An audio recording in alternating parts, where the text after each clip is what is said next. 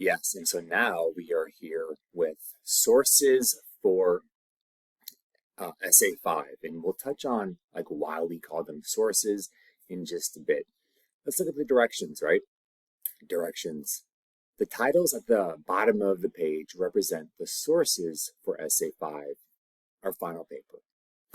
The overarching topic for this paper is the bucket list. The bucket list. So use at least two of the below sources in your final paper. You do not need to use all the sources. Of course, there's a number of them below. You don't need to use all of them. The goal is to find a few that resonate and then to use those sources like a painter using color upon a canvas. 4, some more depth on this idea of including sources into our writing. I have a video right here, which I'd like you to play. In thinking about how we use sources, right, this is what I said I would touch on, you want to think about the sources as a link, as a link.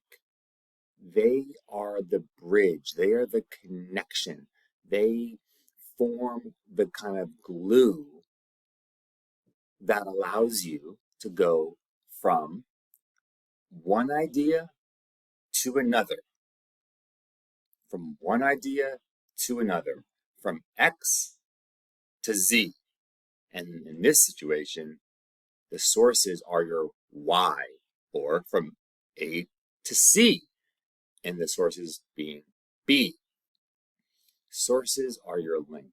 Now, in terms of, one idea to the next, what do you mean by that, Mr. Z? You have to keep, I have to keep it very general because there just is no formula for like what A is and what C is, or what Y is, no, I'm sorry, what X is and what Z is. There is no formula. There are just principles, and I will share those principles with you, but I don't want us to follow it like it's a recipe because it's not. It is not a paint by numbers. These are colors. These are colors, not directions. Colors in the metaphor of, painter upon a canvas. All right, so when we are reading about a topic, we will come in contact with new ideas, things we didn't know, and things we want our audience to know. And thus we move from student to teacher. We are the student, or the learner, if you like, as we are reading, learning, discovering, happening upon ideas. So we're in the seat of the learner. We come across ideas and we decide that is something that I want to inform, I want to teach, I want others, my reader, my audience, to know about. And it's that shift that moves us into the seat, the position of the teacher, of the explainer, if you like. That shift depends upon your sources being made available, made visible to your reader.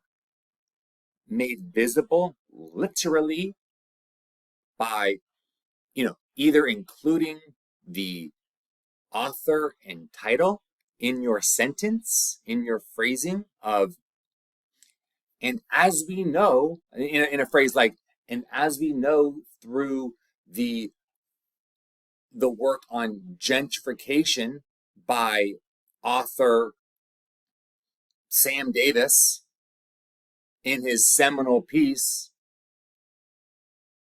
America and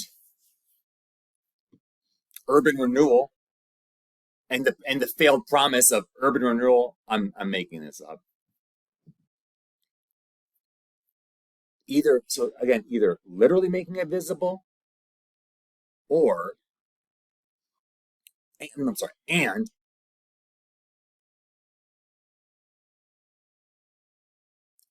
I guess like figuratively making it visible when you share your own thinking around like the summary or the paraphrase or the quote, you know, that kind of really that you really want to share, or the perspective that you really point of view that you really want to share, or the insight that you really want to share with your reader about whatever the topic is, whatever the kind of thing on the bucket list is, in terms of the topic, not like an actual item on the bucket list, but the topic of the bucket list.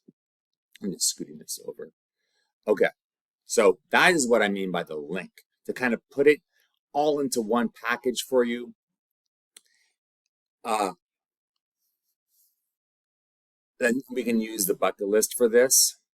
If you are reading, let's say, and we'll scroll down, if you're reading, let's say, the first article by David Brooks on the moral bucket list, and you hear David Brooks talk about how building character is such an achievement that so many people miss out on and don't realize that they do until it's too late. And Brooks says, like, and so let's make sure that character development is on our own quote unquote bucket list.